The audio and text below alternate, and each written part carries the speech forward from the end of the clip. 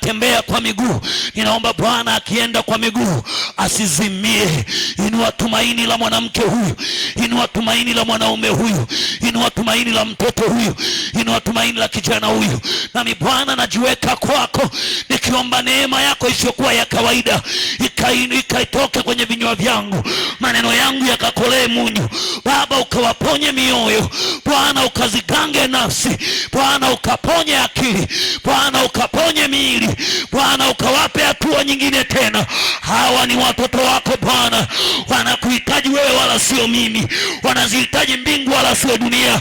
Yesu mwana wa Mungu, wewe mfalme wa falme, unasema tukiomba neno lolote wala tusione shaka, tukiamini kwamba tuliyoomba yamekuwa yetu, yatakuwa yetu. Ninayapokea kabla sijaanza kuhubiri.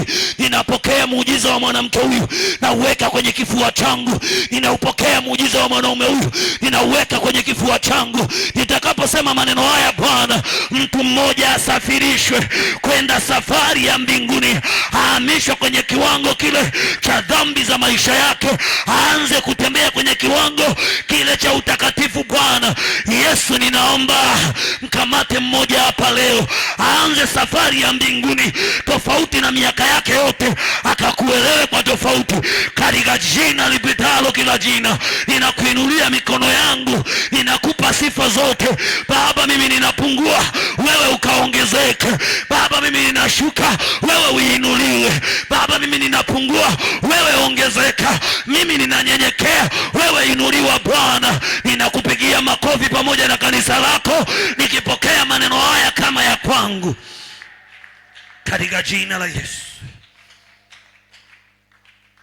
amen. Naomba uketi, unaweza kuketi.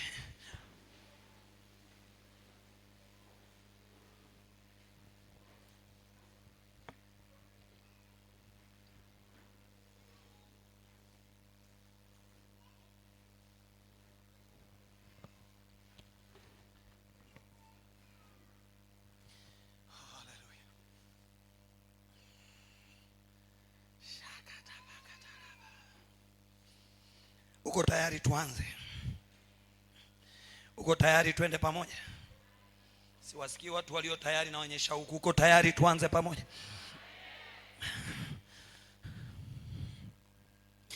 Yesu ana mamlaka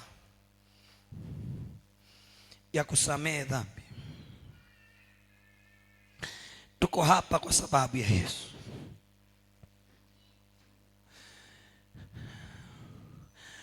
Uhusiano kati ya mamlaka, tutakuwa tunaangalia uhusiano kati ya mamlaka ya kimungu, yani divine authority, na kazi ya Yesu Kristo, redemptive work. Tutauangalia msingi wa imani, nafikiri ni wanne kama sijakosea, wa imani yetu ya Kipentekoste au ya TAG, ambao huo msingi unasimama kwenye ukweli kwamba Yesu Kristo si mwalimu au nabii tu, bali ni Mungu. Huo msingi unaitwa uungu wa Yesu, yali ni Mungu aliyefanyika mwili, mwenye mamlaka kamili ya kurejesha uhusiano kati ya mwanadamu na Mungu.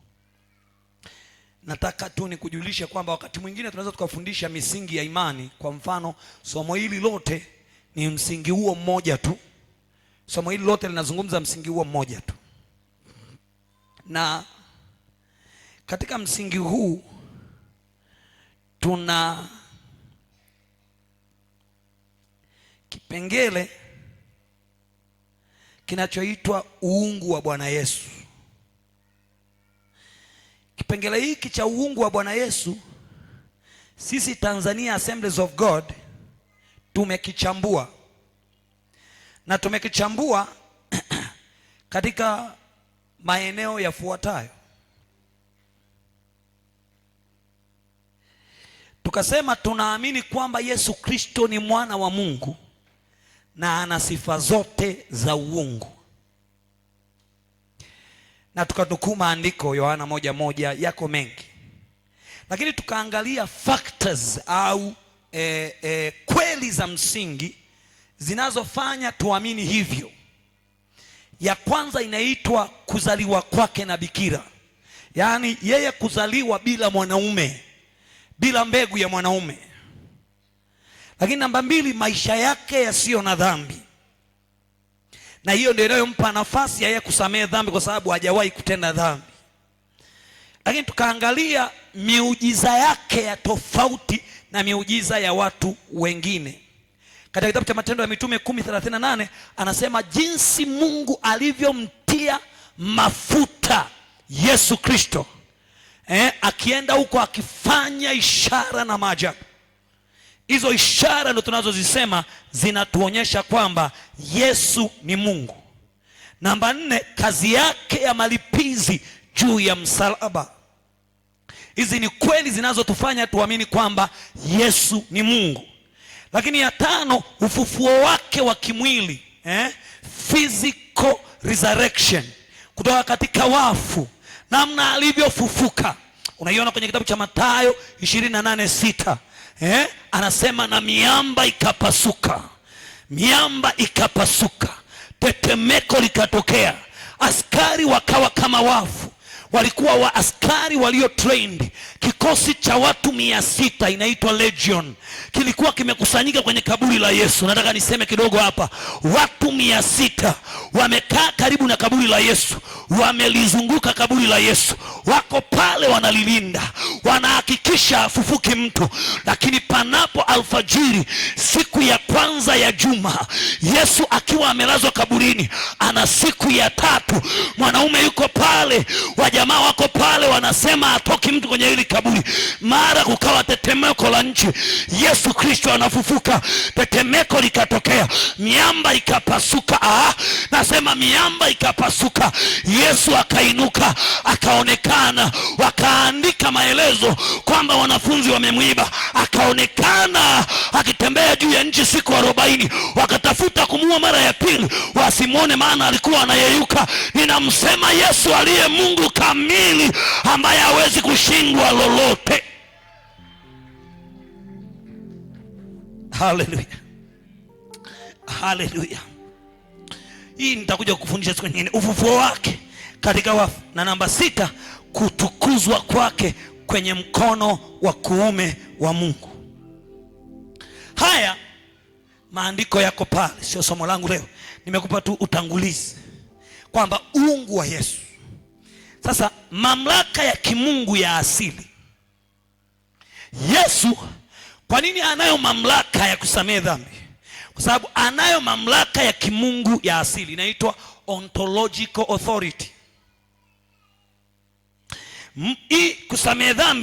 Kusamehe dhambi ni haki ya kipekee, inaitwa prerogative, haki ya kipekee ya Mungu pekee, hakuna mwingine aliye nayo. Yaani hii ni haki ya kipekee ya Mungu, hakuna mtu mwingine yeyote aliye nayo, peke yake Mungu anayo. Unaiona kwenye kitabu cha Isaya 43:25. Anasema hukuninunulia manukato kwa fedha, wala hukunishibisha kwa mafuta ya sadaka zako. Roho Mtakatifu, asante. Hebu nisaidie kumpigia Roho Mtakatifu makofi kama unanielewa tena. Hayo ulikuwa hujajiandaa. Naomba tutambue uwepo wa Roho Mtakatifu na tumpigie makofi ya maana kabisa katika jina la Yesu. Karabakatalaramanamai rindalaramagatalaramanama ragidal gorade mashetele karadezaya riko sakata mayanda larabanama. Anasema ukuninunulia manukato kwa fedha, wala ukunishibisha kwa mafuta ya sadaka zako, bali umenitumikisha kwa maovu yako.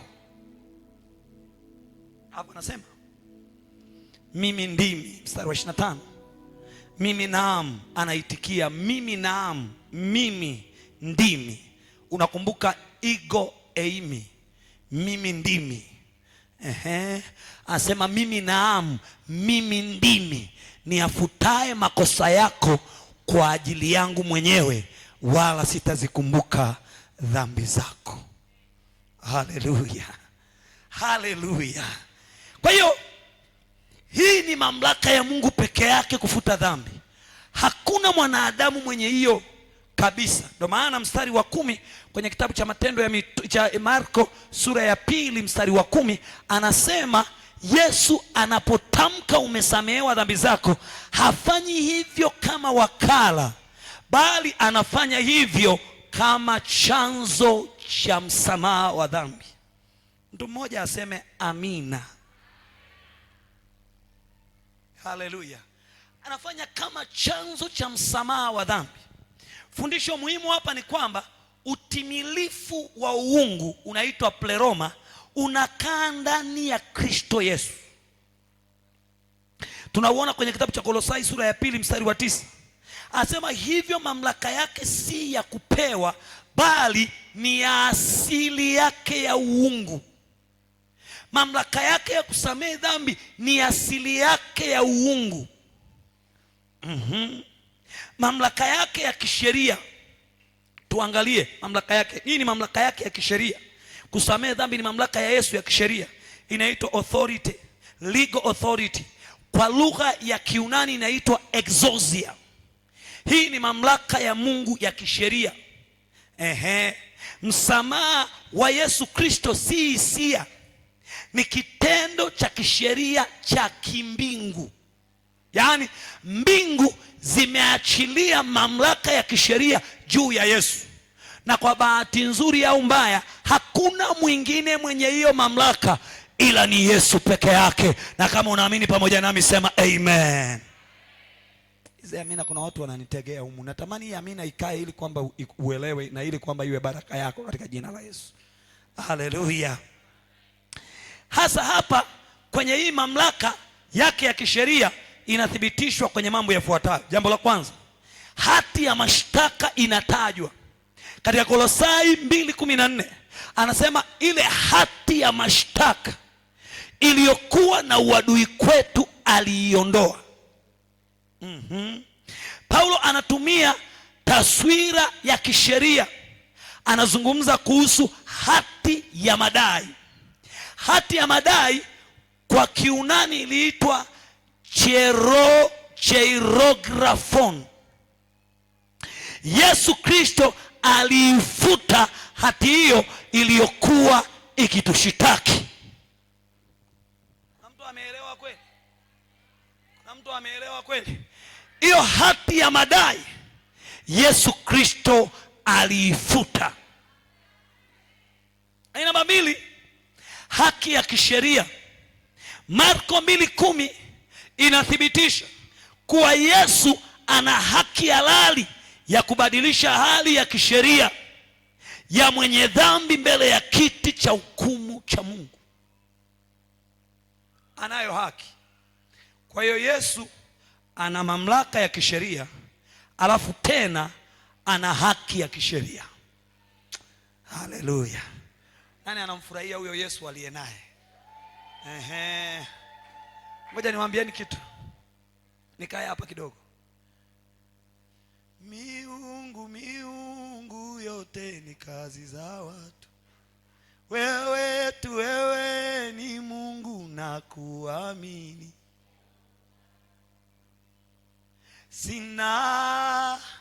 Mimi sina Mungu mwingine wa kumwamini ila wewe Jehova. Nini kinachozungumzwa hapa? Ukienda kwa Waislamu ukamtukana Allah subhanahu wa ta'ala, utakatwa kichwa na wanadamu wenye mikono. Ukimtukana mtume wake Muhammad sallallahu alaihi wasallam, watakumaliza, maana ni mtume mtukufu wa Mungu wao. Ukienda kwa Wakatoliki ukiwaambia Mama Maria hana kazi yoyote, unaanza ugomvi na watu. Ukienda kwa Wahindu ukamtukana ng'ombe, unagombana na watu. ukaenda kwa Wabudha, wana miungu kama yote. Ukigusa mmoja wao wa miungu ambayo unaweza ukaamua tu ukamwinua ukampiga hapo chini kibi, akaanza kubiringika, wataanza kugombana na wewe. Ukienda kwa Washinto, wana miungu yao ya ajabu, ukiwagusa, naomba nikwambie kitu, wataanza kugombana na watu. Lakini ngoja nikwambie kitu, ukija kwa Yesu ukimtukana, anasema hata ukiacha kumwamini anadumu wa kuaminiwa. Hakuna namna unaweza kupunguza heshima ya Yesu. Heshima ya Yesu haipunguzi kwa matusi. Ukimtukana Yesu, umaarufu wake unaongezeka. Ukimkataa, maelfu wanamkimbilia. Ukimnunia, maelfu wanamtukuza. Hakuna anayeweza kumkataa Yesu, maana yeye ana mamlaka, alafu ana haki ya kisheria ya kuaminiwa. Ana haki ya kisheria ya kuaminiwa. Naomba nikwambie, mataifa yale ambayo watu wameamua kumkataa Mungu, kwenye mataifa hayo Mungu anaheshimiwa kuliko kwingine kokote. Mwezi huu uliopita hapo, wakati vita inaanza pale Iran, walipomuua yule kiongozi mkuu wa Waislamu, nilishangaa sana. Niliona Wairani wakiwa wameinua mikono, wanaimba Kiirani, Yeshua, wanapeperusha bendera za Irani. Yaani nikasema kumbe hata humu ambako ni marufuku kumtaja Yesu, anatajwa. Mbe mwenzako haifai, mwambie nina Mungu wa maana kuliko unavyofikiri wewe. Alafu kama hakuelewi achana naye, tafuta mtu anayeelewa, mwambie hivi Neema, una shida gani? Ongea na mtu, mwambie nina Mungu wa maana kuliko unavyodhani wewe. Haleluya, haleluya. Anayo haki, lakini anayo mamlaka ya kisheria. Ili kuelewa vyema dhana ya kugongomea msalabani iliyoandikwa kwenye kitabu cha Kolosai 2:14 na jinsi inavyomwokoa muamini kutoka kwenye minyororo ya hatia au ya dhambi, ni lazima kwanza tuelewe taswira hiyo katika muktadha wa sheria za wakati huo. Jambo la kwanza, tuiangalie hati ya madai. Maana ya hiyo hati ya madai ambayo nimekuambia jina lake iliitwa cheirographon. Cheirographon.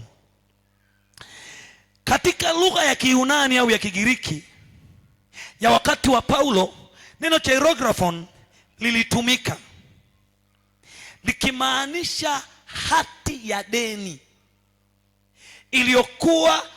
iliyoandikwa kwa mkono wa mdaiwa mwenyewe. Ngoja nifafanue. Iko hivi. Zamani zile Yesu anaposulubishwa, lugha iliyokuwa inatumika ilikuwa ni Kiyunani, na lugha iliyotumika kuandika Agano Jipya kwa sehemu kubwa ni Kiyunani. Kwa hiyo neno linalotumika hati ya mashtaka linaloandikwa pale kwa Kiyunani ni cheirographon. Lile pale unaliona pale, mtu anasema nitalitamka cheirographon, linaitwa cheirographon. Maana yake hati ya mashtaka. Hilo neno lilikuwa na maana kwamba huyu mwenye dhambi anadaiwa, na hati ya madai yake ameiandika mwenyewe kwa mkono wake, kwamba mimi ninadaiwa 10,000 na nisipoweza kuilipa nichukuliwe nikawambwe msalabani. Sheria zilitaka auawe mtu ambaye ameandika cheirographon asiyeweza kuitimiza. Ndiyo maana kwenye kitabu cha Warumi sura ya 6 mstari wa 23 anasema, maana mshahara wa dhambi ni mauti, bali karama ya Mungu ni uzima wa milele. Kwa hiyo Paulo anatumia neno hierographon akimaanisha kwamba hati ya deni iliyoandikwa kwa mikono yetu wenyewe Yesu aliichukua akaifuta.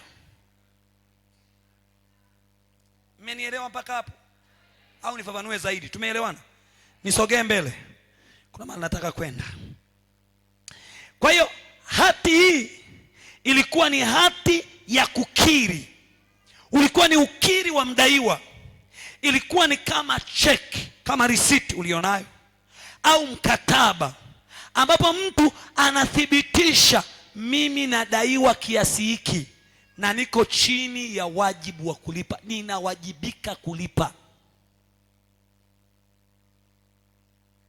Ndio maana ukitenda dhambi, hata usipotuambia unaanza kukimbia mwenyewe. Ile nasema wenye dhambi ukimbia wasipofuatiwa na mtu, lakini mwenye haki ni jasiri kama simba. Yaani hapo ndio inatokeaga hapo. Hiyo unayosikia inakutesa. Unakutana na mchungaji, unatafuta mahali pa kupita. Yaani sitaki kabisa nikutane na huyu mzee. Niangalie sasa, mbona nani? Yaani sitaki kabisa asija akaniuliza chochote. Muulize jirani yako, kwani ni wewe? Hiyo hati ya mashtaka ndio huwa inakutesa. Unaanza kutengeneza distance.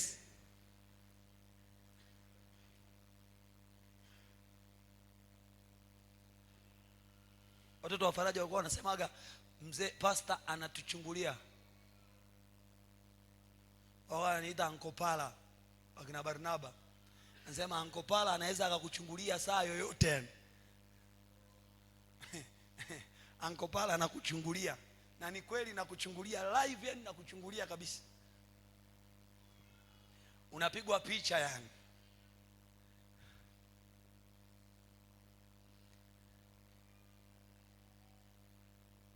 Bwana tusaidie sana. Sasa tuangalie jambo hili kiroho. Kiroho likoje? Hati hii inawakilisha sheria ya Mungu ambayo kila mmoja wetu ameivunja.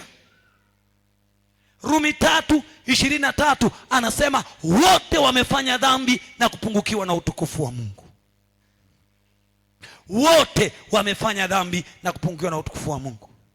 Kwa kila dhambi tunayotenda tunaongeza saini. Yaani kila ukiangukia kwenye dhambi ni unaandika tena. Unaandika tena. Unaandika tena. Kila unapogeuka ukaanza kuishi maisha matakatifu, kinachobadilika ni kwamba unaanza kuandika historia mpya. Unaanza kuandika mambo mapya. Ndio maana kukaa kanisani, niangalie sasa, niangalie. Huu ni ufunuo. Ndio maana kukaa kanisani miaka mingi alafu hakuna chochote unachofanya, lazima shetani atakutega tena. Niangalie tu. Kuna kitu na communicate. Ukikaa kanisani mwaka wa kwanza haujui kufunga na kuomba, ukakaa mwaka wa pili ukiambiwa chochote utaki kufanya, kinachotokea ni kwamba shetani anaanza kukufunga ukiwa ndani ya kanisa. Moja ya kitu cha ajabu ni kwamba mtu anaweza kuwa ameokoka yuko kanisani alafu bado ni mtumishi wa shetani 100%. Au unaenda kufika mahali utumishi umeenda kabisa, alafu unashangaa unaanza kurudi nyuma, unaanza kupiga hatua nyuma. Neno lolote utakaloambiwa kuhusu kanisa linaanza kuwa baya, kwa sababu shetani anaanza kuandika kwa upya. Shetani huwa harushi ndoano kama samaki. Ni kweli anaweka vyambo, yani chambo, anaweka hivyo. Yaani shetani huwa anaweka mtego kama buibui, sio kama mvuvi. Shetani sio mvuvi, Yesu ndiye mvuvi. Shetani ni buibui. Anachofanya, anapitisha waya mdogo sana ambao huwezi kuuona. Unapita katika ulimwengu ambao huuoni. Ule waya unapita. Nyie mnaijua nyumba ya buibui. Ana uwezo wa kutoa hiyo hapa, kutoka hapa bila kujua, ukashangaa iko kule na imekaza. na ule waya ukiuona unaona kama vile hauwezi kushika chochote. Kitakachokushangaza ni kwamba inzi ananaswa, nyuki ananaswa, nyigu na ukubwa wake, yaani nyigu anakaribia kuwa gramu na kitu, pa gramu 2. Ule uzi ni mwembamba sana, lakini shetani anakishapisha. Ndio maana shetani anachotumia zaidi ni wazo. Unashangaa wazo limekuja, kuna haja gani kwani ya kuomba kabla ibada haijaanza? Mimi nitaenda baada ya maombi. Hilo wazo linaanza kuzunguka kwenye akili. Alafu ukitoka unakutana na Wilkista, unamwambia Wilkista, hivi kwa nini sisi tuseseke kwenda kuomba? Watu wengine makanisa mengine wanaanza saa 3. Kwa nini mimi niteseke kwenda kuomba asubuhi saa 1? Yaani saa 1 nakimbia na baridi yote, hata sijala, alafu ibada yenyewe ndefu. Kista anakuambia, ila bwana, kwa kweli mchungaji Palandi wanatusumbua. Ghafla unampata na Efta, tuko watatu. Wewe unaonaje issue? Mwangu issue, ingoma inabidi ikome. Kwani anatutawala? Yaani utafikiri kuna mtu alikuandikia barua kuja kanisani. Unaanza kupata nayo shida, inakuwa. Alafu unaanza kurudisha miguu nyuma. Shetani amerusha kamba fupi sana, unarudisha miguu nyuma. Ukija Jumapili hiyo umechelewa na tunajuaga unawahi maombi, unakaa pale alipokaa, uendi nyuma sana, unakaa mahali fulani.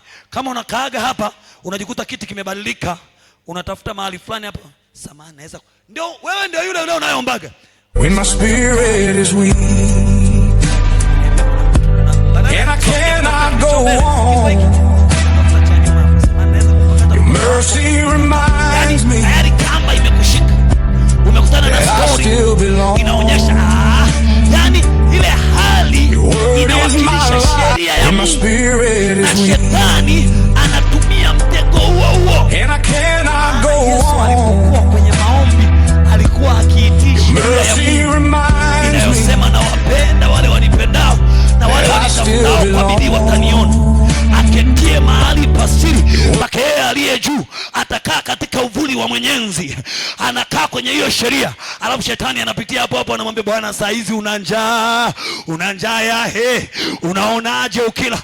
Unaonaje ukipiga matonge mawili kupitia mawe? Na mimi nakuona wewe unayo akili, tena una nguvu, geuza haya mawe yawe mikate ya Sasa jamaa akaingia kwenye sheria kamilifu, akaenda kwenye kitabu cha Kumbukumbu la Torati sura ya 8, akasema, maana imeandikwa hamtaishi. Sura ya 8 mstari wa 3 anasema, akakutweza uone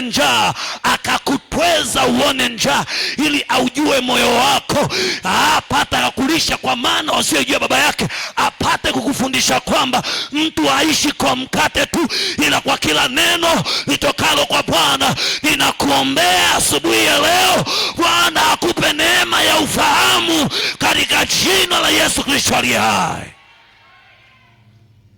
Usiongeze saini kwenye dhambi zako za miaka iliyopita. Kubali maisha mapya yaanze ndani yako katika jina la Yesu. Shetani kama mshtaki anatumia hati hiyo kutukumbusha makosa yetu na kudai hukumu mbele za Mungu. Nitafafanua kidogo. Duniani kila tunapopita, mimi nimesikia watu, mimi sitakaa niseme na sitakaa niamini kwamba hakuna mtu mkamilifu duniani. Kama wewe sio mkamilifu ni wewe. Yesu alifanya kazi kamilifu msalabani, na ni ili awakamilishe watu wake. Niwekee pale Kolosai 2:10. Niwekee pale Kolosai 2:10. Shetani anatumia hiyo hati kila saa kukumbusha, kwani wewe umekamilika? Unaweza kazinipo bwana kidogo tu. Kidogo tu. Nye watu mkoja, watu wa media, mbona siwaelewi? Mtu mmoja anisomee Kolosai 2:10 inasemaje? Nanyi mmetimilika au nanyi hamjatimilika?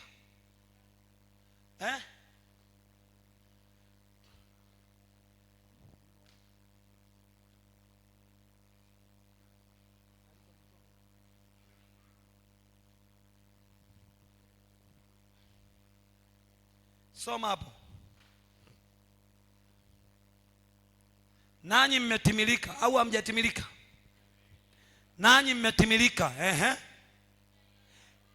katika yeye aliye kichwa.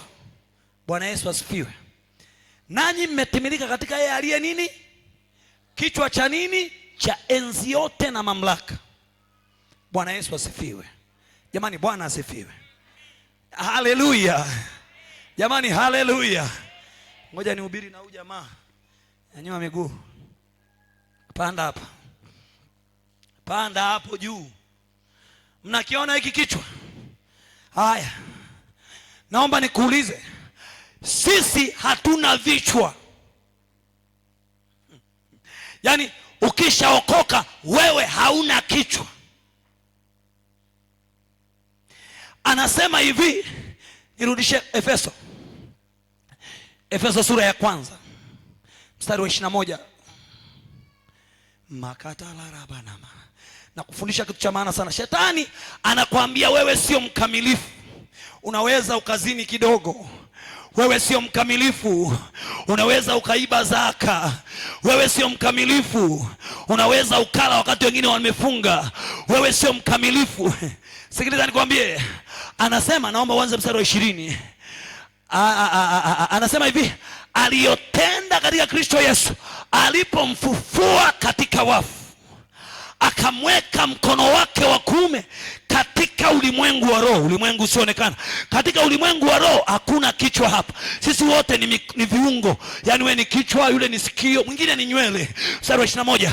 Juu sana kuliko ufalme wote na mamlaka na nguvu na usultani na kila jina litajwalo. Hakuna jina la dhambi linalofanana na Yesu. Akasema hivi, wala si ulimwenguni humu tu. Maana kumbe tunaanzia ulimwenguni humu, hatuanzi kwenye ulimwengu wa roho. Tunaanzia kuwa kamili hapa. Anasema bali katika ule ujao pia. Mstari wa 22 anasema akavitia vitu vyote.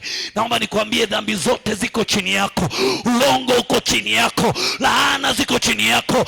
Anasema hivi, uzinzi uko chini ya miguu yako. Maana Yesu anasema hivi, akavitia chini ya miguu yake, akamweka awe kichwa juu ya vitu vyote kwa ajili ya kanisa, ambalo, endelea mstari unaofuata, ndilo mwili wake. Ukamilifu wake, anayekamilika kwa vyote katika vyote. Kinachotutesa ni kwamba tunaishi chini ya kiwango, kwa sababu shetani anatuambia hakuna mkamilifu. Na hii ni injili kamili inayohubiriwa, injili ya kishetani.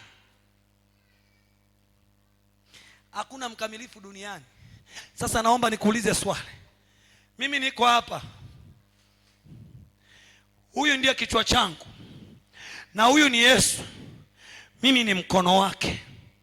Kinachoamua, anayeamua mkono wangu uende ni huyu kichwa. Anayeamua mkono urudi ni huyu kichwa. Anayeamua mdomo useme ni huyu kichwa. Anayeamua mdomo unyamaze ni huyu kichwa. Ndio maana anasema kwenye kitabu cha Warumi sura ya 8 mstari wa 14, wale wanaoongozwa na Roho wa Mungu, hao ndio wana wa Mungu. Mstari wa 15, weka mstari. Hawa jamaa wa media sio wanatufanyia nini leo? Mstari wa 15 anasema, maana Mungu Roho mwenyewe ushuhudia pamoja na roho zetu. Anasema maana mmezaliwa ninyi ndani yenu mmepokea roho, si amkupokea roho ya utumwa iletayo hofu, bali roho ya kufanywa wana, ambayo kwa hiyo twalia Aba, yaani kwa kuwa amkupokea roho ya utumwa iletayo hofu, bali mlipokea roho ya kufanywa wana, ambayo kwa hiyo twalia Aba, yaani Baba. Mstari wa 16 anasema roho mwenyewe ushuhudia pamoja na roho zetu ya kwamba tu watoto wa Mungu. Naomba nikuulize, ikiwa mimi ni mtoto wa Mungu, mapumbuvu yametoka wapi?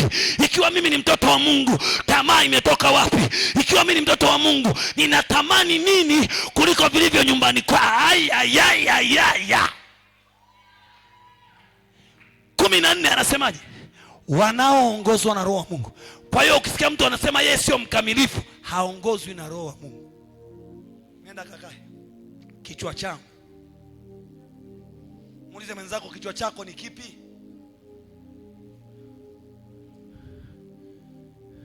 Kichwa chako wewe ni kipi?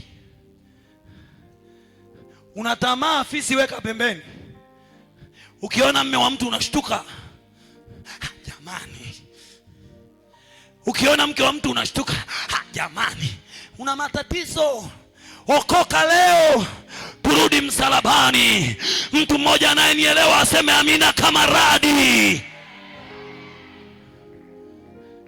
Shetani anatumia lugha nyepesi nyepesi. Unajua tupo duniani.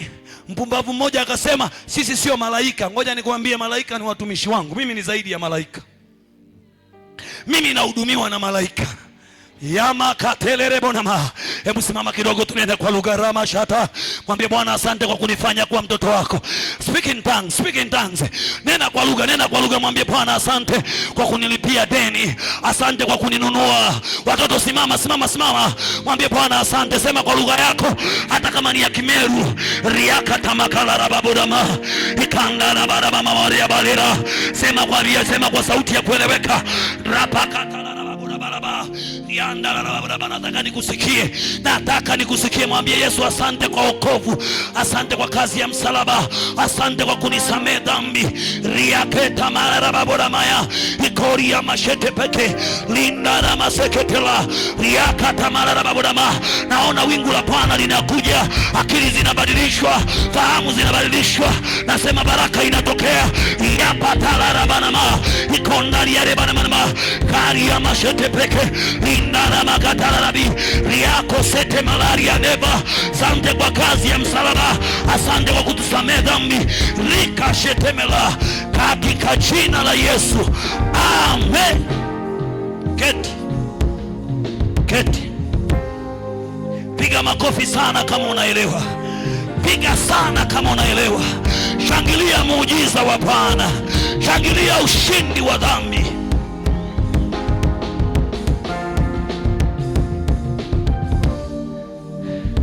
Namba 2, kuigongomea msalabani. Sio tu hati ya mashtaka, lakini kuigongomea msalabani. Hatua hii ni hatua ya kisheria. Paulo anasema Yesu sio tu kwamba aliifuta, akaiondoa, akaigongomelea msalabani. Nini maana yake? Ukombozi kamili. Maana yake ni ukombozi kamili. Inaitwa total cancellation and victory. Ukombozi kamili.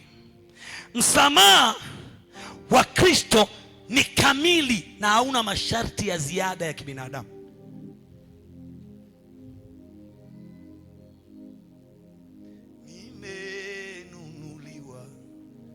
Nimenunuliwa kwa damu ya Yesu. Sikia, kusamehewa deni kuna maanisha nini? Kuna maanisha kupitia msalaba wa Yesu amegongomea hati ya hukumu, tena ameuondoa uadui kati yangu mimi na Mungu.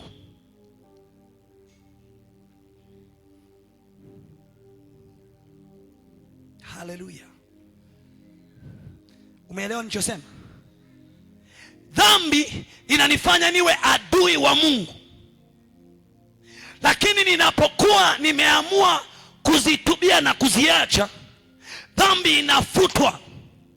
Alafu Yesu ananipa nafasi ya kuwa mimi mtoto wa Mungu tena.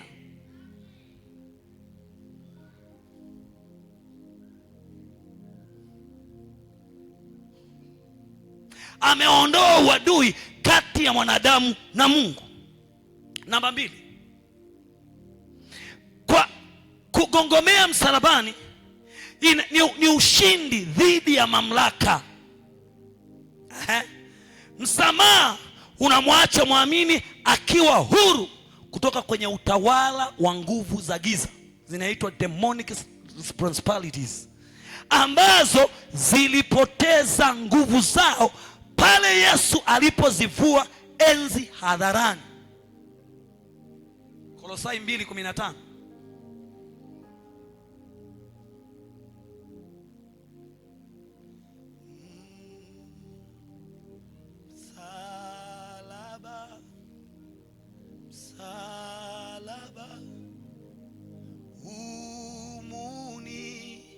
na sifa, hata nitapumzika mahali para msalaba.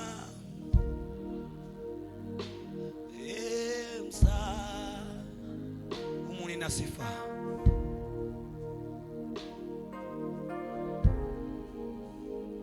hata nitapumzika.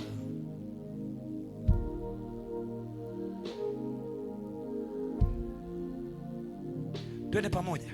Emsoma, akazivua, akiisha kuzivua enzi na mamlaka na kuzifanya kuwa mkogo kwa ujasiri, akazishangilia katika msalaba huo.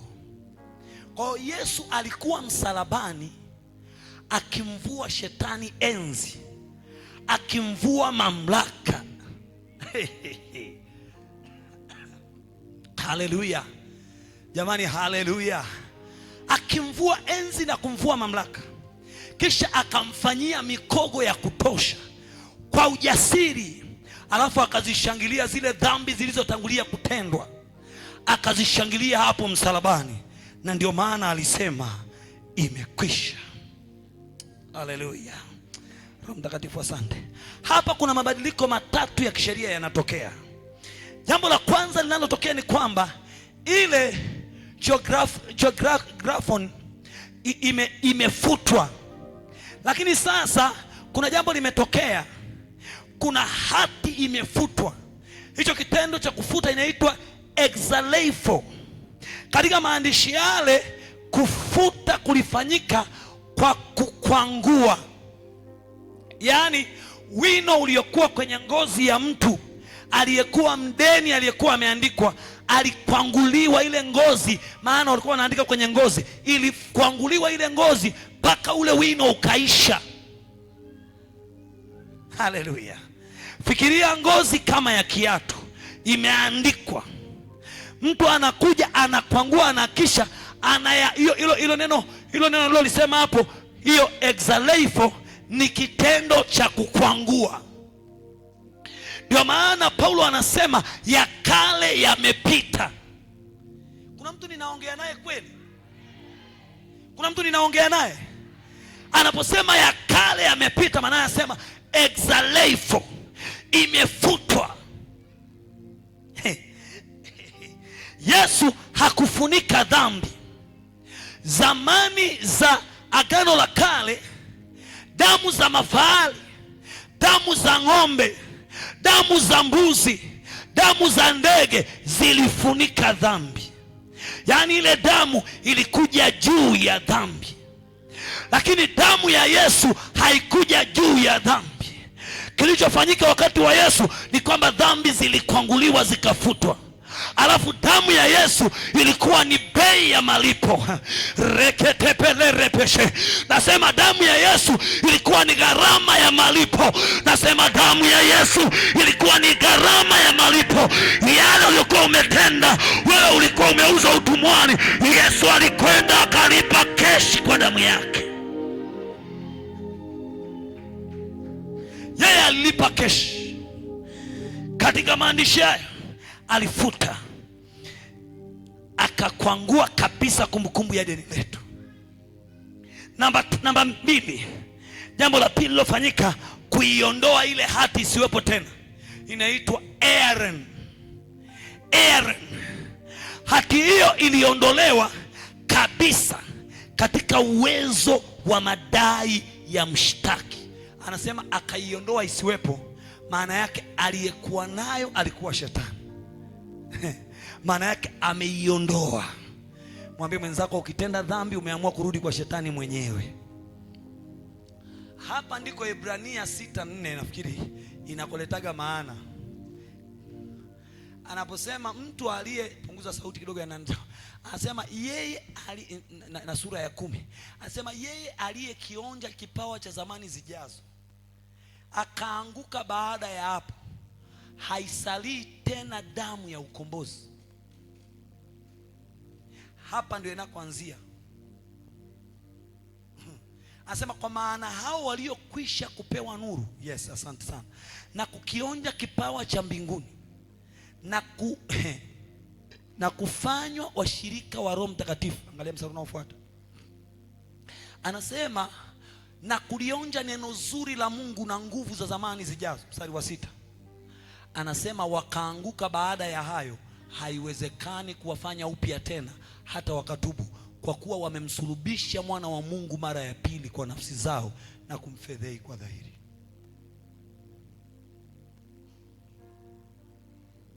Umeona mahali inakotokea?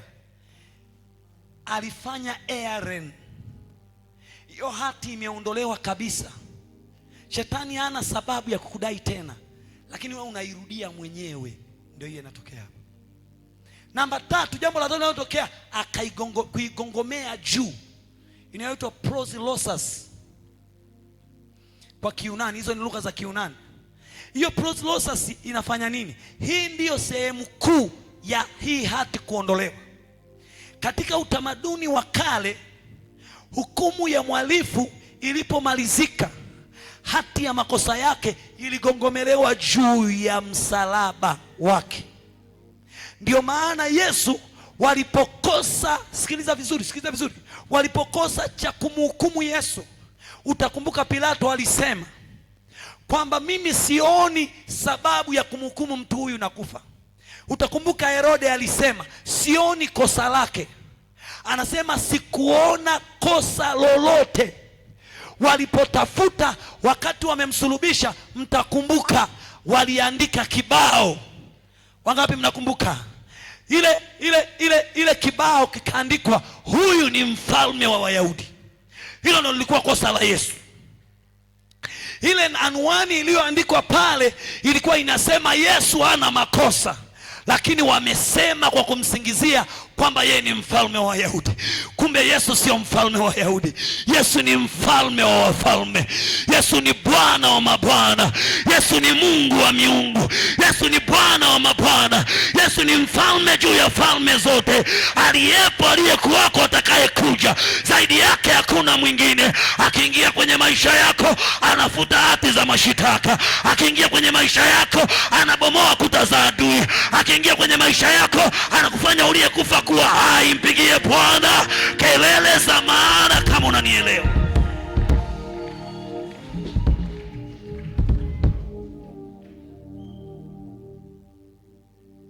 Hii ni sehemu ya maana sana.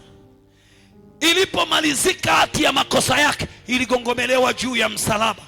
Ndio maana Yesu alikuwa na uwezo wa kusema imekwisha. Tembea zako high five, mwambie imekwisha. Mwambie imekwisha. Yaani hiyo ilikuwa inaeleza kwa nini anakufa. Sasa ukweli muhimu, Yesu aligongomea hati yetu kwenye msalaba wake, badala ya kuigongomelea kwenye maisha yetu. Kwa nini wewe bado unaishi kwenye dhambi? Kwa nini unaendelea kumning'iniza Yesu kwenye msalaba wake? Na msalaba huo ulikuwa wa kwako. Kwa nini baada ya kuokoka utafuti kukua ili uwe mshindi? Why?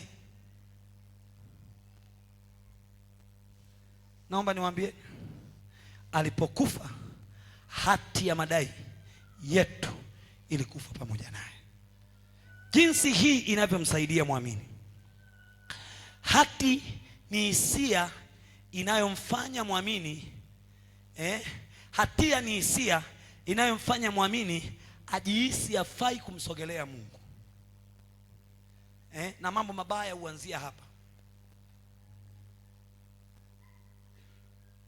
Una hatia, badala ya kutubu unakimbia. Naomba niwakumbushe kitu kimoja cha ajabu sana. Dhambi ina tabia ya hivi: ukiifanya sirini, itakuumbua hadharani. Yaani dhambi yoyote utakayofanya sirini lazima ikufunue hadharani. Ukiifanya hadharani, inakuulia sirini. Hamna dhambi inayofichika. Dhambi ndio kitu cha ajabu sana, haifichiki, ina harufu mbaya kuliko mzoga.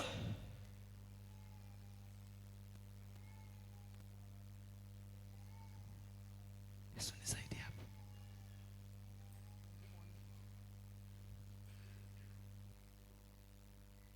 Dhambi ina tabia ya ajabu sana. Absalom alifanya kitu cha ajabu. Utasoma hii kwenye kitabu cha Wafalme, nafikiri wa pili, sijui Samueli wa pili, Samueli wa pili 15, 16, 17, 18. Absalom akafanya hila moyoni mwake, akawa anaenda kwenye lango la mfalme. Watu wanaokwenda kumuona mfalme anawaambia, wewe huyo hawezi kukusaidia, mimi ndio naweza kukusaidia. Hakuna mtu hapa wa kusikiliza hoja za watu. Katika kuzungumza kwake akampata Ahithofeli. Ahithofeli alikuwa mtu ambaye ni mtu aliyesikilizwa sana. Biblia inasema sauti ya Ahithofeli ilikuwa kama sauti ya Mungu kwa mfalme Daudi. Sasa Ahithofeli akaingiwa na hila, maneno ya Absalomu yakamvuna. Ahithofeli akaanza kusema na Absalomu, wakaanza kupanga njama. Absalomu akaenda kwa mfalme akamwambia, naomba niende Hebron nikatoe sadaka za shukrani. Kusoma zile sura unasikia raha sana. Naenda kutoa sadaka za shukrani, nilipokuwa si wapi nilimwambia Mungu kwamba alipoenda Hebron akajitawadha kuwa mfalme. Ahithofeli alipojitawadha, Ahithofeli akaanza kumpa mbinu za kumuua Daudi. Absalom akafanya hila ya kumuua baba yake, na maisha yakaendelea. Mwisho wa siku Daudi akakimbia ikulu, anaondoka aende, akakimbia akavuka Yordani, akaenda ng'ambo ya Yordani. Ahithofeli akamshauri namna Absalomu atakavyomuua baba yake. Baadaye kuna jamaa mmoja aliitwa Ushai Mgiti, akaenda naye akamkimbilia Daudi. Daudi akamwambia, hapana, wewe rudi Yerusalemu. Moja ya jambo nalolipenda, ninawaheshimu watu wanaojua kuomba. Ukisoma sura ya 15 tunamwona Daudi akamgeukia Bwana akaomba. Biblia inasema alivua viatu, Biblia inasema alivua kofia, Biblia inasema akaacha kuvaa, akaacha kula chakula kitamu, akamlilia Bwana. Alikuwa na watu 600, akapanda mlimani akaanza kumtafuta Bwana, na Absalom na Ahithofeli wamepanga kumuua. Naomba nikwambie kitu, kama hujawahi kujua siri, ukiisha kusamehe dhambi, penye maficho yako ni kwenye magoti yako. Wakati watu wanapanga njama mbaya, ukirudi kwenye magoti huwa wanachanganyikiwa. Kwa hiyo Ahithofeli akamshauri Daudi, Daudi akaamini amepata ushauri mzuri, lakini baadaye akasema tumuite na Ushai akatoa ushauri. Ushai alipotoa ushauri, Ushai akasikilizwa zaidi. Daudi akakimbia, akawa ameondoka. Wakina Nathani wakamwambia, nenda. Baadaye ile dhambi ya Absalom ilikuwa ni ya hadharani. Absalomu akawa anakimbia, amepanda nyumbu, anamuwai Daudi baba yake, na amepanga Israeli wote wamemwendea. Daudi hana watu, ana watu wachache, lakini ana Mungu. Naomba nikwambie kitu, dhambi zikigonga mlango wako, ziambie sifungui. Dhambi ikikugongea, iambie sifungui, maana nikifungua nitaharibu mahusiano yangu. Nguvu za Daudi zilikuwa ni mahusiano. Kila alipotenda dhambi alirejea akatubu, kila alipotenda dhambi alirejea kwa Bwana. Wewe unakaa hapo unazingangania, dhambi itakuwa. Ngoja nikwambie, Absalom alionekana anashinda kabisa, akaondoka. Nimeshangaa kitu kimoja, wale majeshi ya Israeli walipomkimbilia Daudi, Daudi akafichwa. Wale mashujaa wa Daudi wakamwambia Daudi, usitoke ndani, wewe tupe mawazo, wewe tuambie maneno, tusije tukaizima taa ya Israeli, wewe tulia tu. Naomba nikwambie, hila, dhambi ina tabia ya kutendwa sirini, inakuaibisha hadharani. Ikitendwa hadharani inakuaibisha sirini. Basi hapa Absalomu ameshajua ushindi ni wangu. Jamaa anatembea, yuko anatembea. Walipoenda watu wake, kwanza jeshi lake lilipomkaribia Daudi 20,000 vichwa, 20,000 wakakatwa vichwa. Unajiuliza, huyu jamaa katoka na jumla ya watu 6,000, wanauaje watu 20,000? Kumbe Bwana alikuwa kinyume cha majeshi ya Absalomu. Absalomu akaja akajileta kichwa, na huu ulikuwa ushauri wa Ushai. Yuko na nyumba kada, wakati amenyanyua kichwa mara moja, akainamisha kichwa akacha. Alipokinyanyua mara ya pili, kinaporudi kikanasa juu ya mti kwenye matawi mawili, kikanyonga. Hapa siwezi kushika mtu, ngoja nishike tu hiki. Bwana Yesu akakishika kwenye kichwa, akashika shingo namna hii. Jamaa anatapatapa pale, yuko pale anatapatapa. Ghafla akaja mtu anaitwa Ahimaasi, akamuona miguu inarukaruka, ananing'inizwa na matawi. Jamani, matawi yanaweza unashindwa kujitoa kwenye matawi. Dhambi imemuulia sirini. Alitamani akafie vitani, hamna. Wewe mwenye dhambi afagi vitani. Mwenye dhambi anakufaga peke yake. Tukishajua dhambi yako wala hatuna shida. Tunaweza hata tusikuambie, tunaweza hata tusikufuatilie. Tunajua itakunyonga tu hapo mbele. Ukisikia tunakuita na kukusaidia na kukutenga, ni kwa sababu tunatamani usifie hapo mbele. Kama kuna mtu anielewa nipungie mkono, maana inaonekana hiyo inauma, sio tamu hiyo. Ikamnyonga ile dhambi. Alafu Ahimaasi akakimbia, akamuona Abishai mwana wa Seruya, akamwambia nimemuona Absalomu anatapatapa kwenye mti. Akamwambia pumbavu sana, kwani hujaua? Kuna watu wanaromba sema, yani shindwa, yani kama nataka kumtukana, ambia kwani hujamuua? Kwani hujanyonga hiyo takataka? Akamwambia, Ahimaasi alikuwa mtu anayeweza kumsikia sana mfalme. Kama aishivyo bwana wangu, mimi mkono wangu hauwezi, kwa sababu nilimsikia mfalme bwana wangu alipokuwa akikuagiza usimuue. Akamwambia usiniletee stori zako, ngoja nikuonyeshe. Jamaa akaenda akampiga hapo penye kuungia kiuno na mnene, akaua. Alifia sirini, alifia hadharani? Alifia sirini. Kwenye maficho, amening'inizwa na mti msituni. Biblia inasema kwa pale msituni. Mwambie mwenzako usife sirini, wala usiuawe na dhambi hadharani. Nenda kaitubia hadharani. Ndio maana dhambi ili kuache lazima uitangaze. Lazima uitangaze. Usipoitangaza itakutangaza. Yaani unatenda dhambi alafu unakuja unajificha wasije wakaniona. Naomba nikwambie kitu. Kama uliitenda hadharani inakuulia hapa hapa. Kama ulitenda sirini inakutoa hapa. Inakuvua nguo zote.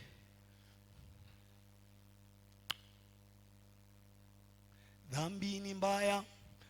Dhambi ni mbaya. Mlisikiaga huo wimbo? Mlisikiaga huo wimbo? Wachache sana hapa wanaujua. Wimbo wa mzee Mwansasu. Mwasumbi, sio Mwansasu.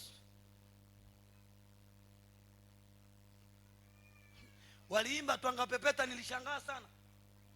Miaka ya nyuma kama mwaka 2003 hivi 2002.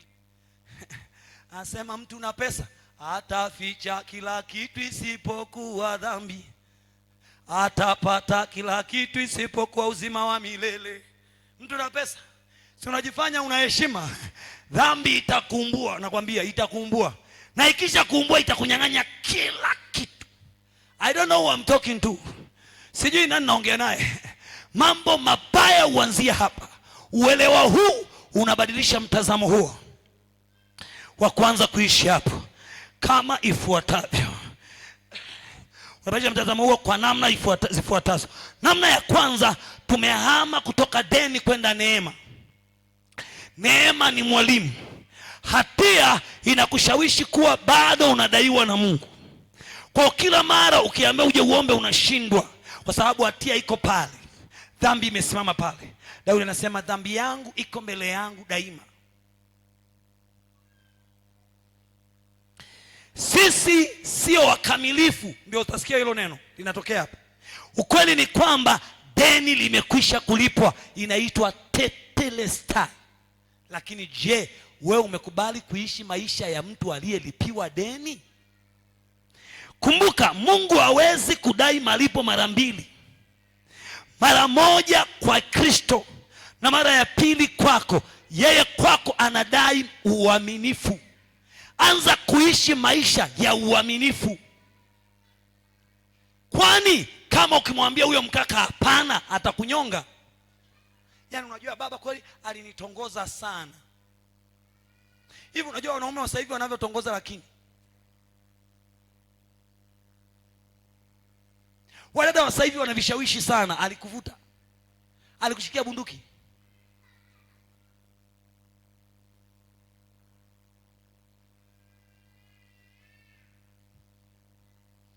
Uaminifu.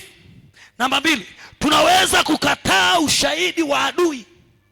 Shetani anapotumia kumbukumbu ya makosa ya kale, hatia na kukuhukumu, wewe unajibu kwa msingi wa sheria ya mbinguni. Hati hiyo haipo tena, imegongomelewa msalabani. Mtu mmoja aseme amen. Namba 3, tunapata ukombozi wa nafsi. Hatia inaleta utumwa wa kujihukumu, lakini ukiwa na uhakika kuwa hati ya mashtaka imeondolewa, unakuwa huru. Kama unanielewa sema tena amina katika jina la Yesu. Kwa sababu unajua ni nani aliyelipa deni lako. Wewe unajua Yesu alitoka mbinguni akaja kulipa deni lako. Kwa nini bado unakubali kurudi kwa shetani? Kujihukumu ni jaribio la kutaka kujilipia deni ambalo Kristo tayari ameshalimaliza. Nisaidie kumwambia mwenzako uwezi kujilipia deni mwenyewe. Mbona unaongea naye kwa kuogopa kumwambia uwezi kujilipia deni mwenyewe? Kuna muhtasari wa kitendo hiki. Hatia inapokujia, usitazame kumbukumbu ya makosa yako, tazama msalaba. Jamani, haleluya. Huko ndiko hatia yako ilikogongomewa. Unapoangalia hatia yako kwa macho ya imani, unapoangalia hatia yako kwa macho ya imani, unaitazama hati iliyokwisha futwa, iliyopigiliwa misumari, isiyo na nguvu yoyote ya kisheria dhidi yako tena. Naomba nifafanue kidogo kuhusu msalaba wa Yesu. Tunapozungumza habari ya Yesu kusulubiwa msalabani, naomba uniangalie kidogo na unipe usikivu wako. Wakati mwingine hatujui kilichotokea msalabani. Tunadhani labda Yesu alienda picnic msalabani. Yesu alikamatwa. Yesu alikamatwa. Na alipokamatwa walichukua kamba. Walipochukua kamba, naomba utoe hicho kiti hapo. Naomba utoe hivi viti hapo. Walipochukua kamba, walimfunga miguu yake. Yaani walifunga miguu yake miwili hapa chini ya mti na mikono yake miwili hapa. Wakahakisha mgongo wake umeinama kwa namna ambayo hawezi kunyoosha kiuno. Akafungwa kwenye mti. Tunaposema ameigongomelea msalabani, hiyo hati ameifuta, yalikuwa ni mapigo. Kama kuna kijana anayeweza kuja kushika ninachotaka kufanya hapa anisaidie. Kama kuna kijana anaweza, naomba sijui nifanyeje niweze kumuonyesha huyo mtu. Aje asimame hapa kwenye TV. Njoo simama kwenye hii speaker, njoo. Kama unaweza. Akisha miguu yako, naomba nikuonyeshe namna Yesu alivyosulubiwa. Simama hapa. Sasa miguu yako iguse kwenye hiki chuma. Wewe geuka huku. Inama kidogo, miguu yako iguse hapa. Miguu yako iguse. Sasa wewe umenyooka. Huu mgongo inamisha kiuno, miguu iende mbele. Miguu iguse chuma hicho. Miguu yake ilifungwa hapo. Ilipokuwa imefungwa hapo, rudi nyuma kidogo huku. Miguu isirudi. Kinatakiwa wewe shika hapa. Unatakiwa uegemee huku. Kiasi kwamba hata ukipigwa uwezi kwenda mbele wala uwezi kurudi nyuma. Kwa hiyo miguu ikawa imefungwa namna ile. Wajamaa wakaleta mjeledi. Akipiga mjeledi, unapiga kutoka huku, unapigwa, unazunguka, unang'ata upande huu. Akiuvuta, unakata kuanzia upande huu kuzunguka upande huu. Ndivyo dhambi zilikuwa zinasulubiwa. Kosa la dhambi linalostahili mtu kufa, alipigwa mijeledi, akapigwa vijeledi miboko 40. Yesu akachubuliwa, mgongo wake ukachubuliwa. Yesu yuko hapo, akapiga kiboko cha kwanza, kinazunguka, anavuta. Askari wa kwanza akivuta, anapiga wa pili ili nguvu isipungue, anapiga wa tatu. Walikuwa askari wa kutosha, wako pale, wamesimama pamoja pale, wanapiga kila mmoja kwa zamu yake. Walipomaliza kumchubua, ndio maana anasema Isaya, alichubuliwa kwa maovu yetu. Maovu yako ndio yaliyokuwa mijeledi ile iliyompiga Yesu. Ulipomtongoza yule mwanamke, ndio mjeledi uliyemkata Yesu. Zile ndoana zikamchulubisha Yesu, zile ndoana zikamchubua. Mwanaume akachubuliwa, akapigwa mjeledi wa kwanza mpaka wa mwisho. Anasema kama vile kondoo apelekwa vya machinjoni, ndivyo alivyokuwa mbele yao wanaomsulubisha. Hakulea, hakujitetea, mwanaume akakaa. Walipomaliza wakamchukua, ameishiwa nguvu, damu imeisha, anaanguka. Wakasema unajifanya unaanguka. Wakanyanyua, wakasema twende. Wako askari 7 waliotrainiwa, wakamchukua, wakavalisha taji ya miiba inayomchoma, maana akili yako imeibiwa na adui. Ndio maana uwezi kuacha dhambi. Akakamata akili yake, maana dhambi zetu zinakaaga akilini, zikitokea moyoni. Wakamchubua, wakamwambia beba msalaba. Akaondoka, ameishiwa nguvu, ameishiwa damu, ameishiwa maji. Huyu mwanaume anateseka, maisha yake ameyapeleka msalabani kwa ajili ya mwanaume na mwanamke wa Penueli asiyetaka kutubu. Maisha yake ameyatoa rehani. Yesu akabeba msalaba, akaanguka mara ya kwanza, akabeba msalaba, akaanguka mara ya pili, akabeba msalaba, akaanguka mara ya tatu. Ameishiwa damu, ameishiwa maji. Kila anapoinuka anaanguka tena, kila anapoinuka anaanguka tena. Wakaona hawezi kwenda, wakamchukua Simoni wa Arimathaya, wakamchukua yule Simoni wa Arimathaya, wakamwambia beba msalaba. Wakaondoka naye, wakaenda fuvu la kichwa mahali paitwapo Golgotha, wakambeba, wakampeleka. Rudi hapa Tobias, rikatama riaka shetema, simama tena hapa sasa. Wakamgeuza, yuko mlimani, angalia mbele sasa, ameinama kidogo, miguu yake sasa imefungwa msalabani. Ayayayaya, miguu yake imefungwa msalabani. Hii kiuno, kwa sababu alikuwa amening'inizwa kwenye mikono, yaani kinachomshikilia ni msumari kwenye mkono wa kulia na msumari kwenye mkono wa kushoto, na miguu yake kwenye vidole kuna msumari. Huyu mwanaume yuko pale amening'inia. Sasa kwa sababu hii sehemu inashuka, miguu inasogea mbele, kwa sababu hamna kilichomshikilia, anakufa kwa kusuffocate, anashindwa kuema, anakosa pumzi. Diaphragm inabana, akitaka kuvuta hewa hawezi, akitaka kutoa hawezi. Hali ni mbaya. Dhambi zako zinamchubua Yesu, maisha yako machafu ya dhambi yanamchubua Yesu. Mwanaume yuko pale, wanasema mpaka aelewe kilichofanya waende wakamtoboe mkuki ni kwa sababu walijua sabato inakaribia na haipaswi akutwe pale, miili ikae juu wakati wa msalaba, wakati wa sabato. Kwa hiyo wakachukua, wakawavunja wale wezi, simama, wakawavunja miguu ili kwamba wakiachia pumzi ishe wafe. Walipokwenda wakakuta Yesu amemaliza. Naomba niwaambieni kitu, haya yalikuwa ni makosa. Diaphragm imebana, Yesu hawezi kupumua. Dhambi zinabana pumzi ya kiroho. Ndio maana tukwambia omba, huwezi kuomba. Tukwambia shuhudia, huwezi kushuhudia. Dhambi ina nguvu kwenye maisha yako. Kila mara Yesu yuko pale, akalia, yuko pale. Maisha ni magumu, mateso ni makali. Anasema Eloi, Eloi lama sabakitani, baba yangu mbona umeniacha? Kila mara yale mateso yanamtesa Yesu. Ndio maana siwezi kurudi dhambini, maana najua siwezi kulipia dhambi. Mtakatifu wa Penueli, kwa nini unang'ang'ania dhambi? Dhambi ni mzigo umemning'iniza Yesu msalabani. Yesu amekufa kwa aibu. Yesu amekufa kwa mateso makali. Ayayaya, analia baba yangu. Akawaomba maji, wakampa siki yenye sifongo. Dhambi, dhambi, dhambi, dhambi,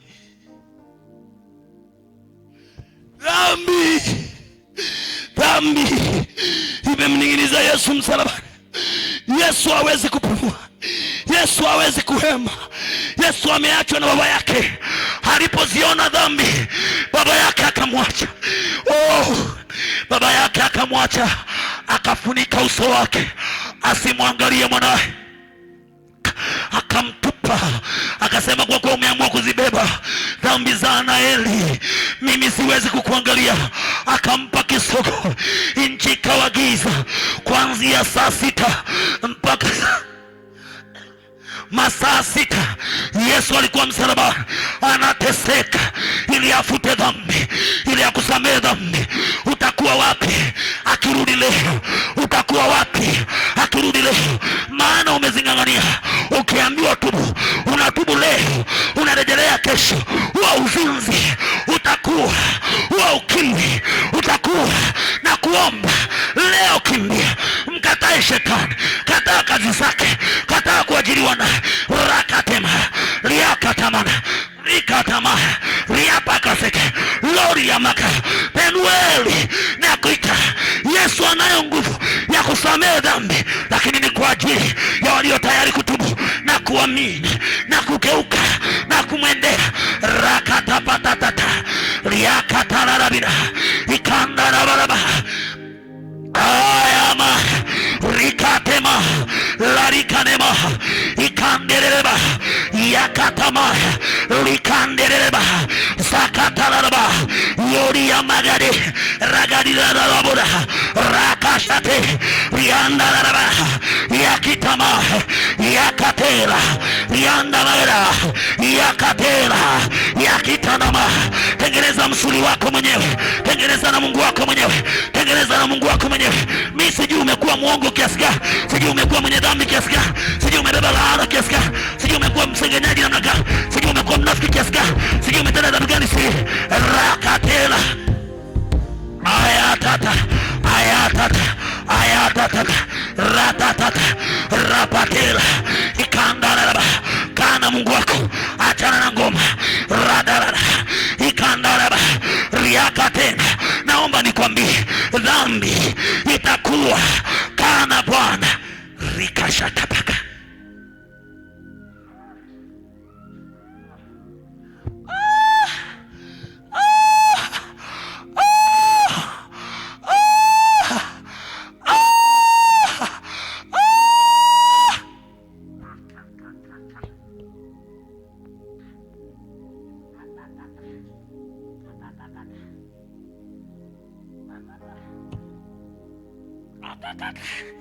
Rata mijeledi mkuki rikasakata liakatata rakashatana riakatata rakatama. Simama kwa miguu yako, nenda mbele za Bwana. Rakata likanamaha. Siwezi kuendelea, naisikia nguvu imeachiliwa. Kila aliye tayari kutubu, unaweza kukimbilia madhabahuni. Wewe unayajua maisha yako kuliko mtu mwingine yeyote. Unajua vile ulivyokosea, wewe ndio unayejua. Usisubiri kuumbwe hadharani, wala usubiri kuulia sirini. Kimbilia kwa Yesu, kimbilia kwa Yesu. Unaweza kukimbilia madhabahuni, ni ishara ya imani kwamba ninakimbilia hapo. Wala usidhani kuna mtu anayekuja kukombea. Ninatamani tu mtu mmoja atengeneze yeye na Mungu. Riakatalama yakitalamanama. Piga magoti, lia mbele za Bwana, mwambie Bwana, nikumbuke nimekutenda dhambi. Ujulikarabagera rakatamaraba ikandalabanama yakitanamaraba. Nenda mbele za Bwana asubuhi ya leo. Hii ni mchana wako. Radelarama ikanamanaraba liakanaramanama. Usijizuie. Shetani ni mwizi, shetani ni mwongo, anataka akutengenezee mazingira ili yakuwe sirini. Reketema yakana manama yakatalama. Wewe uliyeko huko nyuma, mshukuru Bwana kwa kazi ya msalaba wake. Riate paka riaketa laraba ikangana baraba yorikana maya lariaba sekete rapa shate rakatalama.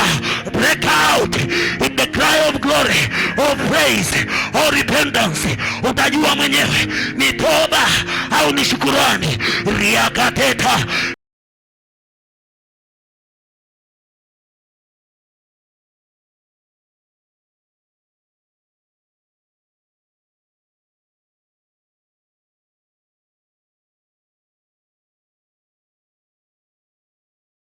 When my spirit is weak and I cannot go on,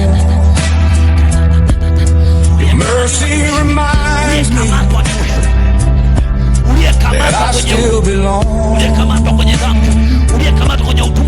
word is my life. When my spirit is weak and I cannot go on, mercy reminds me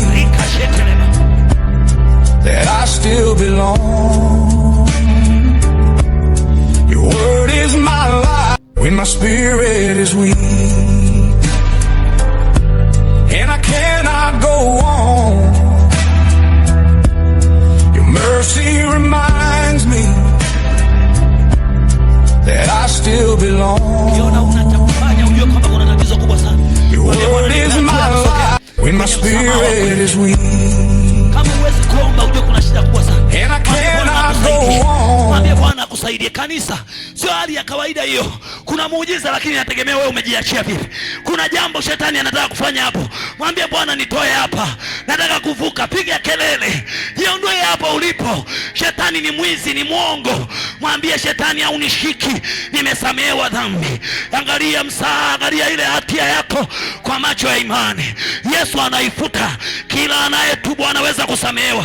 Kila anayetubu anaweza kusamehewa. Wende na mbele za Bwana kwa imani. When my spirit is weak and I cannot